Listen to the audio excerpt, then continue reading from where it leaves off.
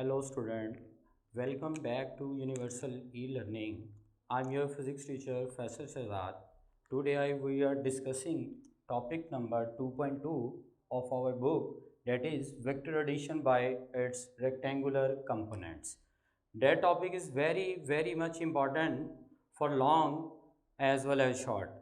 इस टॉपिक को जो है वो दो हिस्सों में मैं डिवाइड करके आपको करवाऊंगा और आज हम इसमें शॉर्ट क्वेश्चन और एमसीक्यूज़ डिस्कस करते हैं और जो इसका सेकंड पार्ट होगा इस टॉपिक का वो आप लॉन्ग क्वेश्चन के लिए नोट डाउन करेंगे।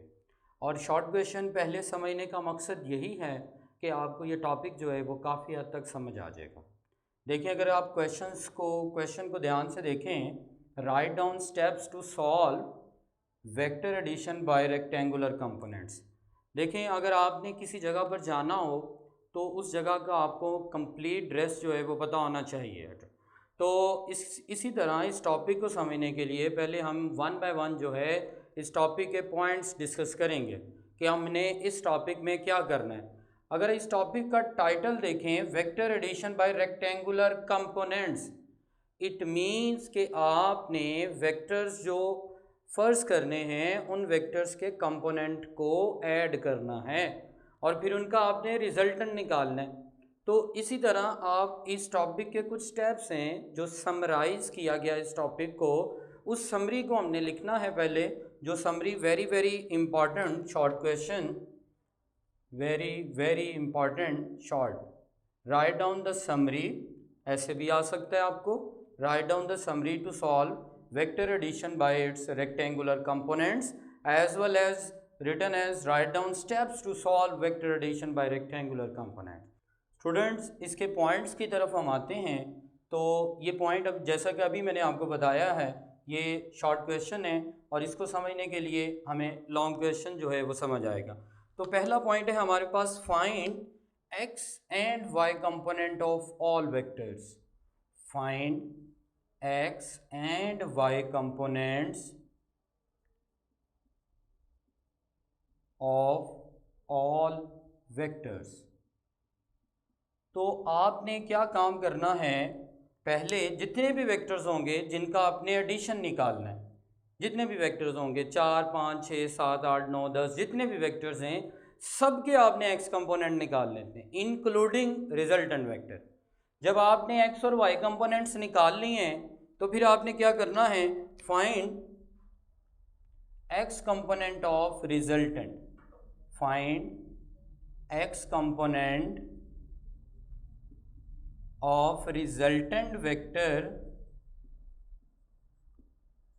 X component of resultant vector by, कैसे फाइंड करेंगे, by adding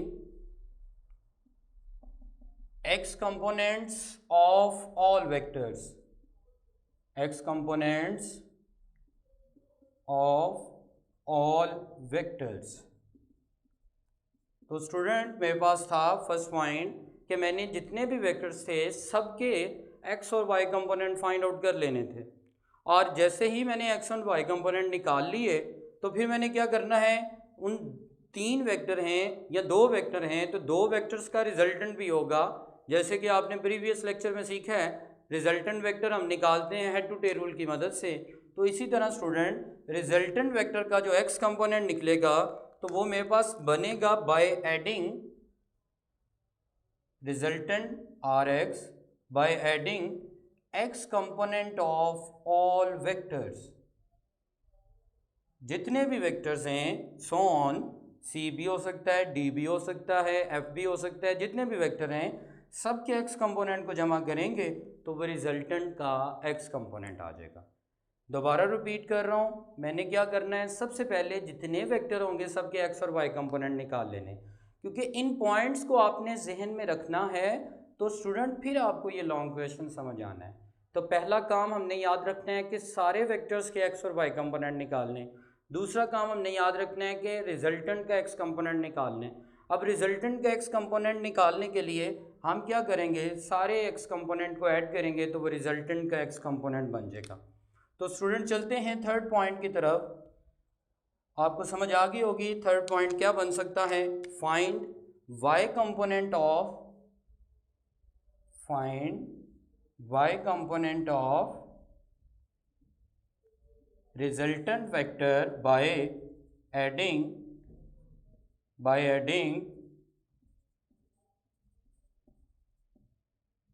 addition y components of all vectors, same हम ऐसे ही एग्जांपल लेते हैं जैसे हमने एग्जांपल ली रिजल्टेंट वेक्टर आर है। सेम स्टूडेंट आर की जगह पर आर वाई अब आ गया, तो ए वाई, बी की जगह हम बी वाई लिख लेंगे।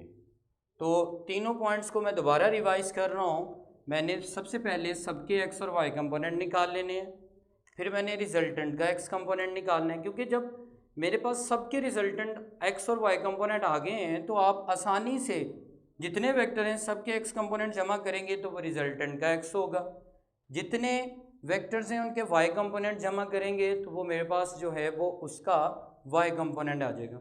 अब अगर आप किसी भी वेक्टर का एक्स और वाई कंपोनेंट निकाल लें तो स्टूडेंट आप उसकी इजीली मैग्नीट्यूड भी निकाल सकते हैं। तो मैग्नीट्यूड निकालने के लिए मेरे पास जो है देखें 4 point find magnitude of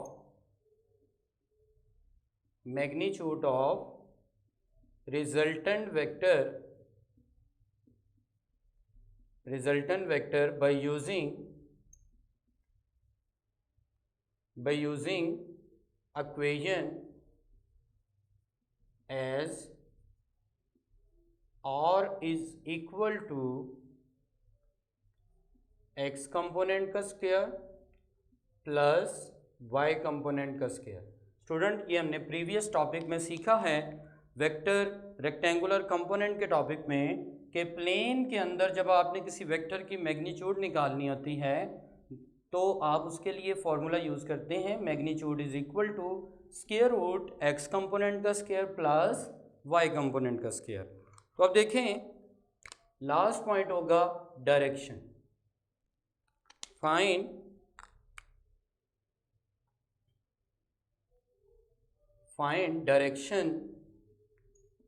direction को स्टूडेंट ओरिएंटेशन भी कहते हैं। फाइंड ओरिएंटेशन और direction of resultant vector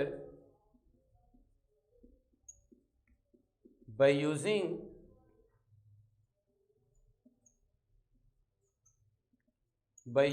equation as student जैसे कि आपने प्रीवियस टॉपिक में इक्वेशन पढ़ी है theta is equal tan inverse Y component over X component. तो स्टूडेंट इसको हम कंप्लीट रिवाइज करते हैं। ये हमारा शॉर्ट क्वेश्चन कंप्लीट हो गया है। सबसे पहले हमने एक्स और वाई कंपोनेंट निकालने थे तमाम वेक्टर्स के, फिर हमने रिजल्टेंट का एक्स कंपोनेंट निकालना था, कैसे? By adding x component of all vectors. और फिर स्टूडेंट हमने क्या करना था? वाई कंपोनेंट निकालना था by adding Y components of all vectors. फिर हमने मैग्नीट्यूड निकालनी थी इस फॉर्मूले से, कैसे? जब आपने एक्स और वाई कंपोनेंट स्टूडेंट निकाल लिया है तो एक्स और वाई कंपोनेंट को यूज़ करते हुए स्टूडेंट आप मैग्नीट्यूड का फॉर्मूला यूज़ करें। आफ्टर डैट आप जो है वो एंगल जो है वो फाइंड आउट कर लें। अब इसी टॉपिक के साथ जो है वो आपकी बुक में एक इसकी कन्वेंशन जो है आप समझ लें, साइन कन्वेंशंस के तौर पर वो टॉपिक है, इसी का हिस्सा है कि आप जो है फैमिलियर हैं इस पॉइंट से। देखें इसको हम कहते हैं स्टूडेंट एक्स एक्सिस, ये होता है वाई एक्सिस, ये एक्स डैश और ये वाई डैश। इसको हम कहते हैं first quadrant. This is first quadrant, ये हमारे पास होता है फर्स्ट क्वाड्रेंट, ये होता है सेकंड क्वाड्रेंट। ये मैं आपको समझाने लगा हूँ कि आपने एंगल जो है वो कैसे फाइंड आउट करना है। एक्चुअली ये है थर्ड क्वाड्रेंट और last one this one is fourth quadrant. ये जो टॉपिक हम पढ़ रहे हैं डायरेक्शन के लिए, ये टॉपिक जो है डायरेक्शन से रेलिवेंट है। शॉर्ट क्वेश्चन आपका यहाँ तक कंप्लीट हो गया है। अब ये डायरेक्शन के लिए टॉपिक जो है इसमें इम्पॉर्टेंस है एमसीक्यूज़ और आपके न्यूमेरिकल्स को सॉल्व करने के लिए ये हमें समझना पड़ेगा। अगर आप स्टूडेंट देखें फर्स्ट क्वाड्रेंट में एक्स और वाई दोनों एक्स और वाई हैं, इट मीन्स कि आपके पास अगर एक्स कंपोनेंट और y कंपोनेंट रिजल्टेंट का दोनों अगर पॉजिटिव होंगे तो आपके पास वो फर्स्ट क्वाड्रेंट होगा। और अगर आपके पास सेकंड क्वाड्रेंट में देखें x डैश है और y है, इट मीन्स कि x कंपोनेंट अगर नेगेटिव हो और y कंपोनेंट स्टूडेंट पॉजिटिव हो,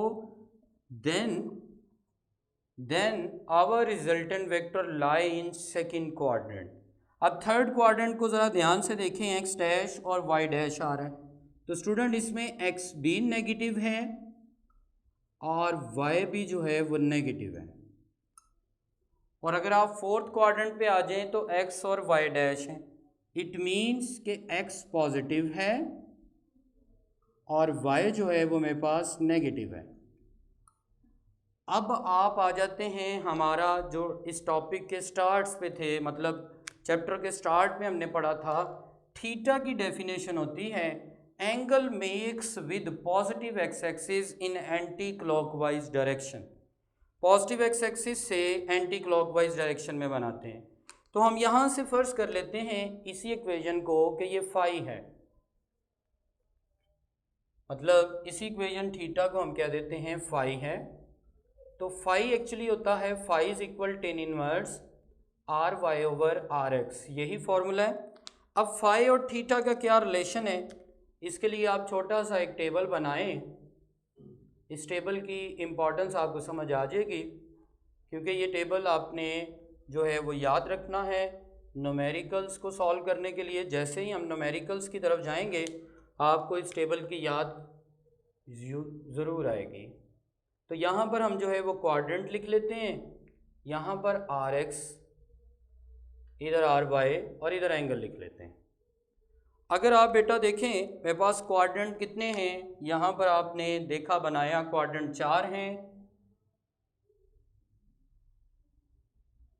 यहाँ पर स्टूडेंट मैंने लिखा quadrant X component, Y component और इधर डायरेक्शन या ओरिएंटेशन या एंगल लिख लें, कुछ भी हो सकता है। First quadrant, second quadrant, third quadrant, fourth quadrant. तो स्टूडेंट मेरे पास 4 क्वाड्रेंट हैं। How you can identify which of the following quadrant by the sign of X और वाई कंपोनेंट। फॉर एग्जांपल मैं यहाँ पर रिजल्टेंट वेक्टर फर्स्ट करता हूँ, ध्यान से इसको देखना है कि मेरे पास रिजल्टेंट वेक्टर है 4i cap plus 3j cap. अब देखें i के साथ जो लिखा होता है वो x कंपोनेंट होता है, j के साथ जो लिखा होता है वो y कंपोनेंट होता है। दोनों जो हैं वो पॉजिटिव हैं, मतलब x कंपोनेंट भी पॉजिटिव हो तो y कंपोनेंट भी पॉजिटिव हो, तो हमारा क्वाड्रेंट जो है वो फर्स्ट होगा। थीटा और फाई जो हैं वो सेम होंगे, मतलब फर्स्ट क्वाड्रेंट के अंदर अगर रिजल्टेंट वेक्टर है तो हमने क्या करना है, सिंपली यही फार्मूला यूज़ कर लें या ये यूज़ कर लें, एक ही बात है। अब आपके पास जो है ऐसे लिखा हो resultant vector r is equal -4i cap plus 3j cap. अब देखें i के साथ जो है वो माइनस में वैल्यू है और j के साथ जो है वो प्लस में वैल्यू है, मतलब मेरे पास नेगेटिव है x और y जो है वो पॉजिटिव है। तो अब आ गया सेकंड क्वाड्रेंट। सेकंड क्वाड्रेंट में हमारा रिजल्टेंट वेक्टर जो है वो यहाँ पे है। आपने स्टूडेंट एंगल लेना होता है कहाँ से, पॉजिटिव एक्स एक्सिस से anti clockwise direction, that is theta. और फाई क्या होता है, फाई होता है नियरेस्ट एक्स एक्सिस का एंगल। ये फाई जो है नियरेस्ट एक्स एक्सिस एंगल होता है, नियरेस्ट एक्स एक्सिस एंगल। अब इसमें इंपॉर्टेंट चीज़ ये है, जब आपने यहाँ पर वैल्यूज़ पुट करनी है तो देखें ये जो साइन है नेगेटिव है और पॉजिटिव, इस साइन ने आइडेंटिफाई करना है क्वाड्रेंट। जब आपने इसको पुट करना है इस इक्वेशन में, you are actually ignoring the sign. That is very very important point. दोबारा सुने कि जब स्टूडेंट मैंने यहाँ पर इस वैल्यू को पुट करना है, फाई में लिखना है, तो phi is equal tan inverse, तो आप देखें y की वैल्यू है 3 और x की वैल्यू है -4, लेकिन मैं यहाँ पे माइनस नहीं लिखूंगा। प्लस और minus actually identify the quadrant, therefore when you are putting the value in equation of phi, then you should ignoring the sign because sign actually identify the nature of quadrant। Quadrant की nature जो है वो पता चलेगी। अब देखें बेटा, x axis में अगर आप टोटल यहाँ तक एंगल बनाएं तो ये बनता है 180। तो हमारे पास तो सेकंड क्वाड्रेंट है, तो सेकंड में 180 से कम करेंगे तो वो थीटा बनेगा। तो जब आप इससे सॉल्व करेंगे तो इससे आपके पास फाई आएगा, तो 180 डिग्री में से फाई को माइनस करेंगे तो वो सेकंड क्वाड्रेंट बनेगा। मतलब जब मैं इसको सॉल्व करूँगा तो मेरे पास आंसर जो है वो फाई आएगा। तो जो आंसर आया होगा उसमें मैंने 180 minus phi is equal to theta. Theta is your exact angle from positive X axis to anti clockwise direction. अब आ जाते हैं, यही रिजल्टेंट वेक्टर हो -4i -3j। अब आपको समझ आ गई होगी कि x भी नेगेटिव है, y भी नेगेटिव है। अब हमारा रिजल्टेंट वेक्टर जो है वो थर्ड क्वाड्रेंट में है। तो आप देखें यहाँ तक 180 और इसमें आप ऐड करेंगे जितना एंगल आपका आएगा, मतलब यहाँ पर साइन को इग्नोर करके आपने इधर पुट करना है। तो मेरे पास जो भी आंसर आएगा उसमें ऐड कर देंगे 180, तो वो एक्चुअल थीटा बनेगा। और इसी तरह स्टूडेंट आ जाएं, अगर वेक्टर हो आपके पास resultant vector 4i cap -3j cap, तो x देखें पॉजिटिव है और y जो है वो नेगेटिव है, तो ये मेरे पास फोर्थ क्वाड्रेंट बन रहा है। तो अगर मेरा रिजल्टेंट वेक्टर यहाँ पर है तो मैं यहाँ से यहाँ तक ये एंगल होगा थीटा, पॉजिटिव एक्स एक्सिस से एंटी क्लॉकवाइज। और अगर आप टोटल देखें तो टोटल ये बनता है 360। तो 360 में से इतना माइनस कर दूंगा, ये वाला हिस्सा ख़त्म कर दूंगा, तो मेरे पास फोर्थ क्वाड्रेंट आएगा। तो 360 डिग्री -5, तो मेरे पास जो है वो बनेगा थीटा। अब यहाँ पर आप स्टूडेंट ये भी तो समझ रहे हैं कि मेरे पास जो है 90 डिग्री में ये y एक्सिस होता है 90, ये होता है 180, ये होता है 270, कंप्लीट होता है 360 और 0 से स्टार्ट करते हैं। तो 90 में हम क्यों नहीं ऐड कर रहे, 270 में क्यों नहीं माइनस कर रहे, 270 में क्यों नहीं ऐड कर रहे? तो स्टूडेंट ये इसलिए नहीं कर रहे कि एंगल आप हमेशा एक्स एक्सिस से बनाते हैं। तो स्टूडेंट मैं उम्मीद करता हूँ कि आपको ये काफ़ी हद तक जो है वो टॉपिक समझ आ गया होगा। फ़ी मानिल्लाह, अल्लाह हाफिज़।